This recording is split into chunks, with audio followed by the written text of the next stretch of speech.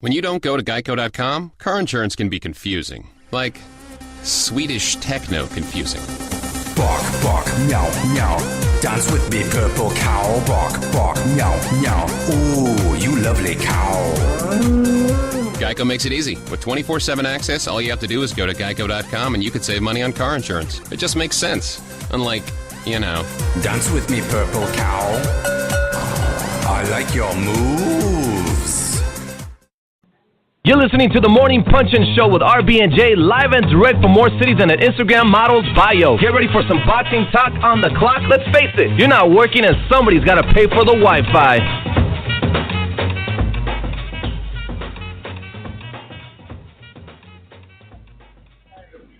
Whoop, whoop. Good morning, everybody. It is RB and Jae. This is the Morning Punchin' Show, live and direct from Las Vegas. We are here at Kovalev Ward. This is the most unpredictable, honest, and authentic morning boxing talk show in the game. Thank you for joining us. Thank you for listening. Today is Thursday, November 17th. Our special guest today on the Hotline Bling will be Claudia Trejos from ESPN Deportes and Jolene Mizzone, the VP of Ops at Main Events. We're going to get a lot of good stuff from these women. Let me properly introduce my partner in crime, the creator and founder of BadCulture.net, contributor at BlackSportsOnline.com, Jae. What's going on, everybody? It is day 2 of the RB and Jae Vegas takeover here for Kovalev Ward. Starting to heat up. More people are arriving. Very excited for a great fight this weekend. And the buzz is starting to build, RB. What do you think of the buzz that's starting to build? I think today we're going to see a lot more people. Radio Row is really starting to get busy. I think yesterday we were the only ones that were set up in here and going live. That's right. I see a lot of other Radio Row members here and setting up, getting ready to go. Paulie Malignaggi made his grand entrance here today. Yes, he did. We are definitely going to try to talk to Paulie and bring him over here and get you guys some word with Paulie. But I think a lot of fans are going to start trickling in today and tomorrow as well. You know, they usually come in Thursday, Friday. So, yeah, yesterday was a quiet day, but I think that was expected. Absolutely, absolutely. They're starting to creep in. It's a busy casino, as always, at the MGM, but the fans are ready for this fight. All the predictions point towards they did good numbers for the arena. So we're ready for how raucous is a Ward crowd. He's not the most raucous guy, so – like, what are real Ward fans like? Are they real rah-rah? Yeah, and are they going to really come from Oakland? It'll be interesting to see. Absolutely. Or will it be a really Las Vegas-based crowd? And then with your diehard fans that are trickling in, we know our friends from Philly are coming in. We got some people from New York coming in. Yep. But they're not really Kovalev or Ward fans. They just know that this is the fight of the year. This is the matchup of the decade, probably.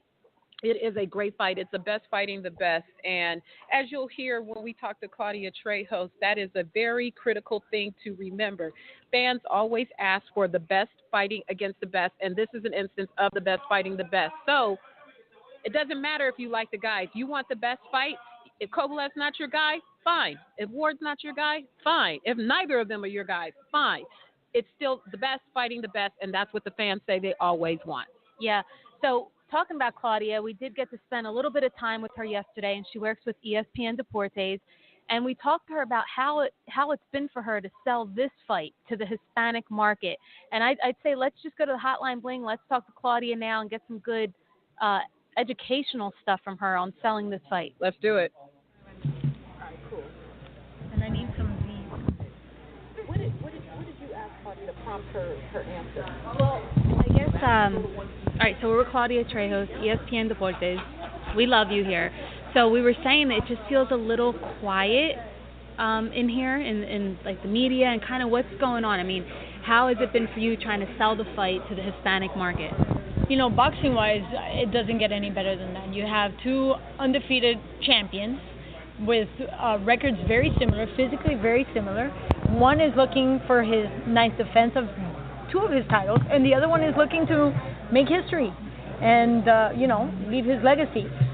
When you say all that, you would to say, why is it so hard to sell? But the truth is, the number one consumer of boxing, it's Hispanics. And when they're not represented in the bout card, it's difficult. It's a very difficult sell. It's so much easier when you have a Valdez or a De La Hoya or a Vargas. Or Saul Canelo Alvarez, even if he's fighting Pepito Perez, or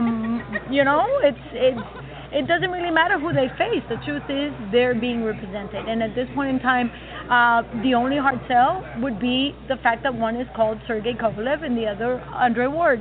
And I think most people do remember Andre because he was the last man to bring a gold medal to the U.S. But his inactivity has also, paid a price for that. And he hasn't been in people's minds and, out of sight, out of mind, so he's not in people's minds on a regular basis. He is not the most mediatic personality. He's very quiet, very to himself, and you can't blame him for that. So it's a hard sell. He's not out there making all kinds of, weird remarks or just scandals or anything. So what are we selling? We're just selling boxing. And I've always said this, boxing is like jazz. The more sophisticated it is, the more difficult it is to understand. So how have you been trying to sell the fight to the Hispanics? I mean, you're on ESPN Deportes and all these shows, and it's like, what is your message? What are you telling the folks? I'm tired of hearing all the critics say, well, we don't have the best facing the best. Well, guess what? It is the best facing the best. We have the number 2 against the number 5 in the rankings of pound per pound best fighters. Sergey Kovalev, who's undefeated in 30 bouts. This is 9th defense. Not only that, 10 out of his 12 fights have finished in KO. This is perhaps the highest KO power we've had in the longest time. And he's going to be facing Andre Ward, perhaps one of the most complete fighters we've ever seen. He neutralizes anybody. Anybody. And again, styles make fights. We've talked about it. How many times have we mentioned this?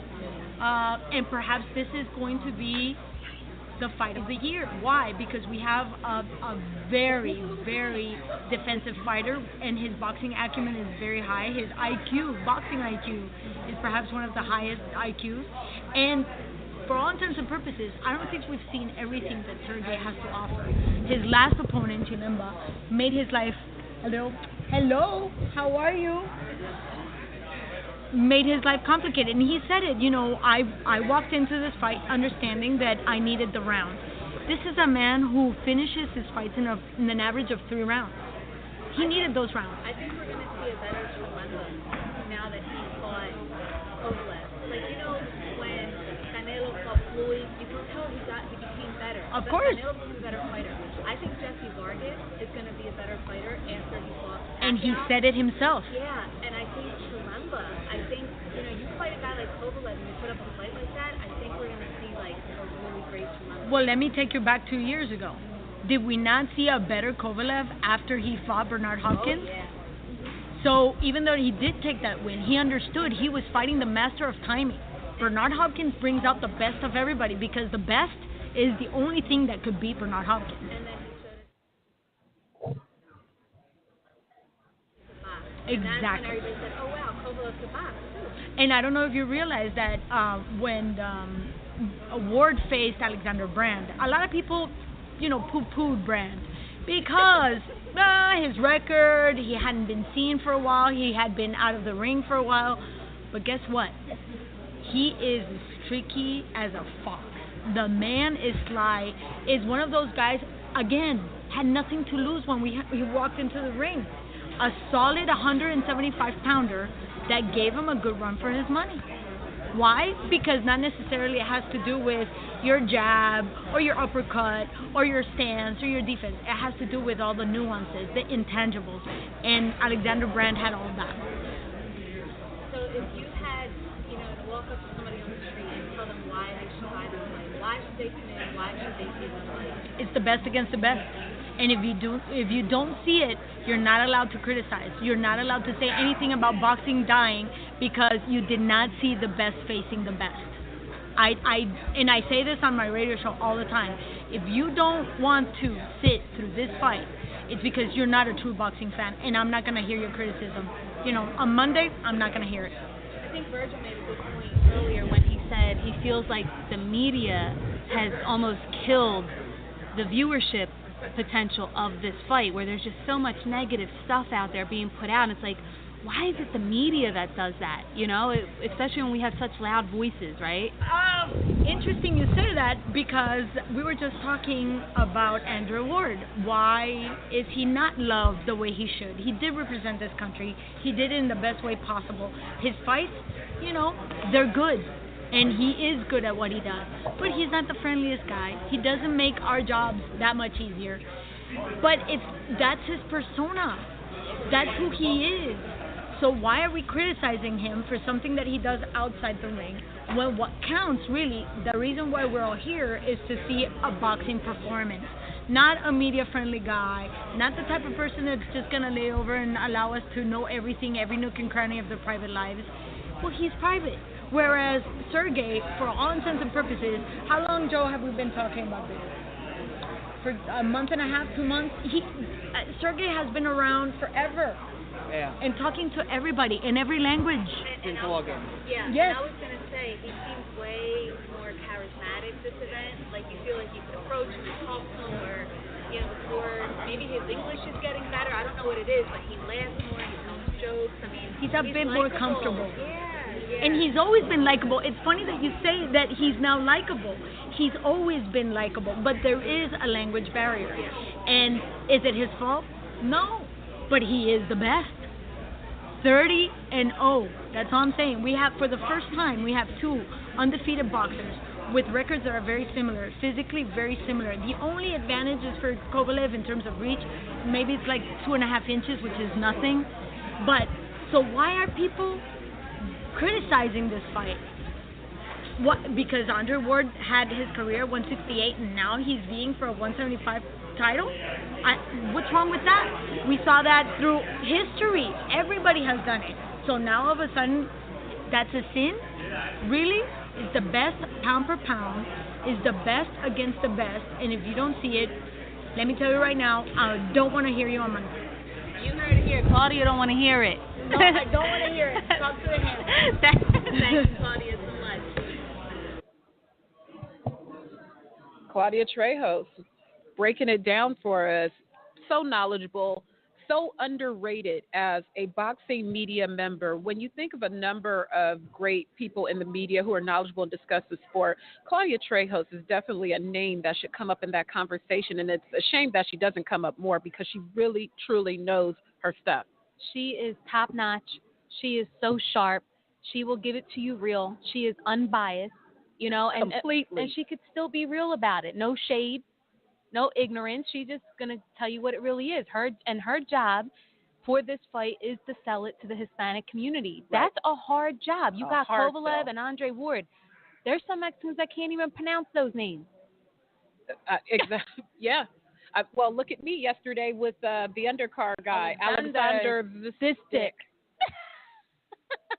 And it's no disrespect, but it's the same thing when people see my name, too, as I'm sure some of you do when it pops up on Twitter. But it is a hard sell because, like Claudia mentioned yesterday, it's no disrespect, but people like to see their country represented in a card that they're consuming, even if it is the best fighting the best. But I always appreciate that frankness about Claudia because she can say what needs to be said without being accused of having an agenda or a bias. And she is really, really, truly knowledgeable. She really, really is. And, the undercard doesn't have any big Hispanic names on it either. So That's we got correct. Chilemba, Alexander, we got Curtis Stevens, James De La Rosa, but Right. I don't think a lot of Hispanics really correlate with Right. James De La Rosa, and he's Right. not a big name. And, it's just really tough. She also made a good point that we also have Clarissa Shields on the card. I think Right. this is the first time ever where 2 gold medalists Exactly. are on the same card, and that didn't really get no play out there either. That's right. That's right. So, once again, this is RB and Jae. We are live from the Radio Row in Las Vegas here at Ward Kovalev Fight Week. You just got a chance to hear our conversation with Claudia Trejos of ESPN Deportes. And today, it's getting real busy in here. If you can hear the noise in here, the final press conferences today, RB and Jae are here to bring you sights and sounds and interviews and all of the stuff that you love to see when we are on the radio. If you want to keep up with our video content, we uploaded some video this morning. Go to Bad Culture TV on YouTube, and you can see some hilarious stuff with Curtis Stevens yesterday, Roy Jones Jr. We got more stuff coming today. Yeah. But we've got more stuff for the listeners to hear right now. We do. And listen, the press conference is today at 1 o'clock Pacific Standard Time, and you can watch it live via HBO's Boxing YouTube channel. So our next guest on our Hotline Bling this morning will be the VP of Operations, Jolene Mizzone. We are on the Morning Punch-In Show with Jolene Mizzone. Jolene, two of the best fighters in the world. This Saturday night are fighting each other. Your guy is Sergey Kovalev. He's risking all three of his titles. They're both 30-0. I was reading yesterday that there is a rematch clause in effect, and Kathy said that Kovalev does have a rematch, so if he were to lose, he'd obviously won it. But she said something like, if Ward were to lose, it's a little tricky. What did she mean by that? I think it's more trickier because of the way the loss would be. If Sergey, rematches come in what people want to see again. Sergey's risking all his belts, so if Sergey goes in there and knocks him out and it's a 3-round fight, who's going to want to see it again? If Andre Ward beats Sergey by outboxing him, but there was times within the fight that Sergey had his time, then you could go back and forth. Let's say Sergey hurts Andre in the fight. With a rematch, it's so hard because none of us know what's going to happen in the fight, So I just hope for all of our sakes that Sergey does what he needs to do. I was watching the HBO special that they did on you girls at Main Events, and you said that you've been wanting this fight for like a year or two. 2 years. 2 years. I mean, you were that confident in Kovalev 2 years ago that you wanted this fight. What is it that you see that is so special that you would have put him in there 2 years ago with Andre Ward? I remember being in the office, and at one point it came up, and it was 2 years ago.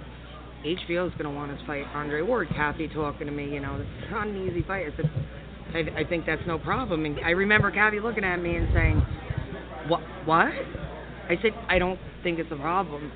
I said, I give Andre Ward all the credit in the world. He has skills up the ass. No one's taken that away from him. I look at, and I've always looked at a lot with fighters, it's all about the mental inside and outside the ring. It's about the opposition you fight. Sergey has fought in the past 5 years better opposition than Andre Ward has fought. Andre Ward has been through legal battles. His biggest fight. Right. Andre Ward has been given plates full of money. Okay? And his mental, that may not affect him. I've been in the business for 19 years. I find very few fighters that it doesn't affect. He has a lot on his back, and Sergey is winning the titles is a lot easier than defending them. You don't want to lose them. You never want to lose them. And the biggest thing inside the ring, why I never thought it was a problem, and I think the key with this fight, and people don't give Sergey enough credit for, is cutting off that ring. And he's going to be able to cut off the ring. And he's going to be able to touch Andre Ward. Andre Ward isn't Floyd Mayweather with shoulder rolls and you can't touch him. He's going to be able to touch him. Where did you guys find Kovalev? Like, he came out of nowhere. Who found him and where? Was that you? Was it Kathy? What it was his manager, Agus Clements, had sent me an email.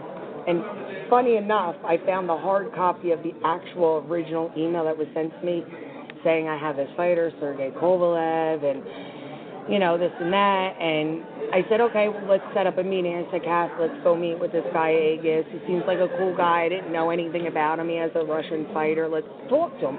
Because we always talk to everybody who comes our way, because you never want to say that you didn't, like all these other promoters are saying now. Thank you, Top Rank. Thank you, Golden Boy, but that's what they're saying now. And I'll never forget, we were out to lunch in New York, and me and Kathy met Agus, and at the time was our first NBC show, and it was supposed to be Eddie Chambers and Sergey, Sergey Lyakovich. That was our first NBC show. A week before the fight, Eddie Chambers had broken ribs. Blakovic wouldn't fight anybody. Brian Jennings, that's when the Bryant Jennings and Maurice firearm thing. So now we're at this lunch. We just find this out. My phone's going crazy. Kathy's going crazy. We're trying to meet with poor Agus, and we're just explaining to him, like, I'm sorry, you know, like, our show is, if we don't, our series, the whole NBC series, it was our first show. We're probably going to lose our NBC deal, you know, all this stuff. And I remember Agus sitting there helping us find opponents. He didn't know any of us from a can of paint. We didn't know him. He's calling Abel Sanchez up in Big Bear. Don't you have a heavyweight up there? Trying to get us opponents, trying to help. Anyway, make a long story short, we sat there and we just chopped it up about Sergey and, you know, what Agus has done for him. And I said, okay. Me and Kathy said, we're going to put him on our next NBC show on the undercard, not on TV. Let's check him out. You know, let's see if we can work together. Let's see how this works. So Agus said, okay, no problem. So now I have to look for an opponent for this Sergey Kovalev, you know? This Sergey Kovalev. At the time, it was. This guy. And I'm calling people, and they're like, no. And I'm like, okay, maybe it's something I don't know. So then I'm thinking, and I said to Kathy, I said, I have a good idea. I said, we want to work with this guy. He had a split decision with Darnell Boone. Why waste anything? Let's see how much better he got. Let's put him in with Darnell Boone. Kathy, okay. I call Agus. Agus, I want Sergey to fight Darnell Boone on this undercard off-TV show. And he said, okay, I'll call you back. He called Sergey and said, Sergey, these people want you to fight Darnell Boone, like more or less, like they ain't fucking around, you know? Yeah. Sink or swim. And Sergey said to Agus, I love the idea. I want to see how much better I got too. Let's do it. Mm-hmm. Okay. Right there. We did it. I knew, first of all, I knew before he got in the ring. I knew right there. Mm-hmm. Like there was no second guess, thought, thinking, or anything. Mm-hmm. Gets in the ring, destroys Darnell Boone. Kathy and me got me met with Agus the next day with a contract, and we sewed it up. You brought up Abel Sanchez, and he's been in the media a lot recently, saying that he made Kovalev, you know, that he told Kovalev to leave because he didn't, you know, he wanted to do things his way. How long did Kovalev train with Abel? I've never seen Abel Sanchez in Kovalev's corner. Not once he wasn't with him once we took him over. Once Sergey came to us with John David Jackson, so I really can't have. You know, look, in every situation, there's two sides to the story and then the truth. Mm-hmm. So I don't really know anything, nor do I care to have a shit to know about any of it, you know? Yeah. But people are going to talk. People become successful and, you know. I wanted to talk to Abel. I'm like, wow, you know, you made Kovalev. That's awesome. So if he were to lose, should we blame you? Right. And not John David Jackson, right? So we just saw the debate. It was John David Jackson versus Virgil Hunter up there. And Virgil was taking, you know, some digs, and, you know, John was too. And Virgil said, you know, I'm not sure if the guys in your own gym respect you. You know, you don't even have a team to help you sell tickets. You were in Russia selling tickets. What's so wrong with fighters selling tickets? I thought that's what this business we were in does. I mean, that's what you do. But that's what Kovalev was doing in Russia. It sounds like he was actually out there selling tickets. Oh, Sergey, yeah. Well, he was, no. He did like any other fucking guy who fights in their hometown. The cousins, the aunts, all of them do it. Yeah. That's what he was. He was not on the street. Oh, you want to buy a 20? No. Because you know what? He was getting paid. Right. His money wasn't off of a gate at the time. It wasn't. He was getting paid. He wasn't out selling tickets. He was doing like every fighter does in their hometown and has to deal with the bullshit. You know, cousins and all this come out, and he was out doing all publicity to sell tickets.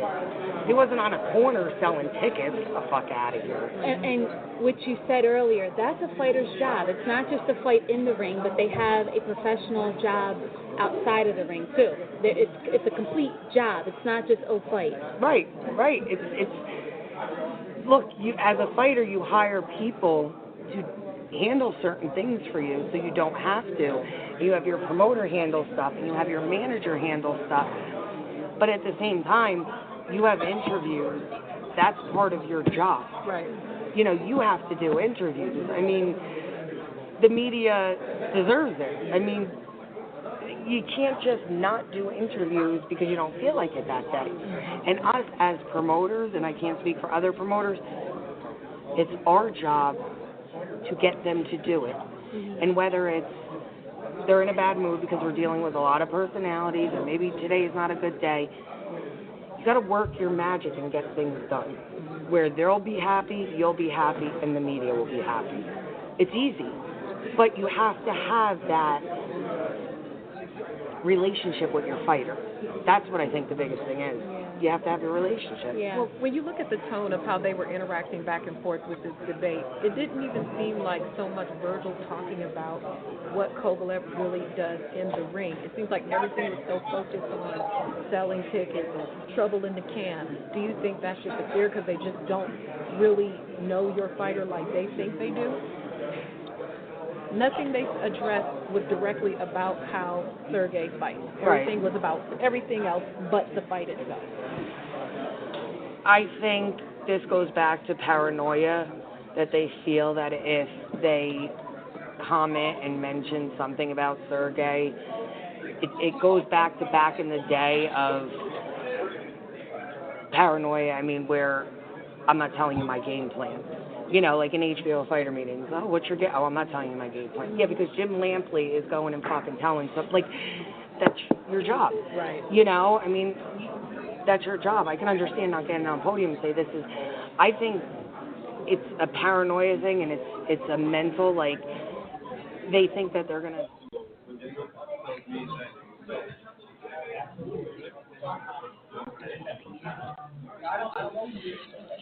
And that was Jolene Mizzone, matchmaker for Main Event, as we prepare, getting closer and closer to Saturday night, the big fight against with Sergey Kovalev versus Andre Ward. Things are really heating up in the media room now. If you can hear the noise in the background, it's going Harry Carey. We got all of the other outlets showing up. But remember who was with you all week long in here by ourselves. No pillow, just me on the block. We said it with our chest. Guys, remember the final press conference today is at 1 o'clock Pacific Standard Time. You can watch it live on HBO Boxing's YouTube channel. Again, two of the best fighters in the world are going to fight this Saturday night. There's no excuse not to watch this fight. Like Claudia said, if you don't watch it, you cannot criticize this fight, right. Okay? So that's all there is to it. Kovalev is risking all three of his titles. It has history in the making all over it, don't you think? It's special. Without a doubt. The whole matchup is special. The talent of both combatants is special. It's a terrific fight, a fight fans have been asking for, and then they finally got it, and they still complain. Watch the fight on Saturday night. Yeah, for those of you out there that are still looking for tickets, go on Twitter and follow KO Tickets. Our boy Jimmy has some tickets. I even saw that they may release some for like $55. Wow. So if you're still looking for tickets, go on there and follow Jimmy at KO Tickets on Twitter. It will be distributed via HBO pay-per-view this Saturday night for $69.96 in HD. Great fight. Invite some people over. Put a little basket at the door, if it's a little expensive for you. Make some wings. Tell everybody to bless you with $5. And you get, about 10 people over there, you good. You ready to go. You ready to watch the fight. And it's a good fight. And you get to see 2 Olympic gold medalists. And you get to see a chin-checking Curtis Stevens. You get to see Isaac Chilemba, who's been in some great fights. It's a good call. It really is. We are hosting the official post-fight tweet up immediately after the fight. If you're at the T-Mobile Arena, the Hyde Lounge in there is gorgeous. It's beautiful, and it is free. We are not knocking you over the head. We are not charging you to get in. We want to talk about the aftermath of the fights with you. We want to take some shots with you. Damn right. Listen to some good music and have some good fun. All right. So that is it. We are going to wrap it up right now because we see some people. If you know us, we like to do the fishbowl. We got games to play. We got people to see, and we want you to see them too. So we are going to sign off for now, but keep following us on social media. We'll be popping back on at some point during the day to bring you some more content. Make sure that you are following Raging Babe. Make sure your friends are following Raging Babe. Visit the RagingBabe.com store. Pick up a T-shirt. You won't get it for tonight, but you could get it next week for Walters versus Lomachenko. And also Make sure you are following me, Jeandra LaBeouf. Subscribe to Bad Culture TV and keep rocking with us. All right. That's a wrap. Talk to you later.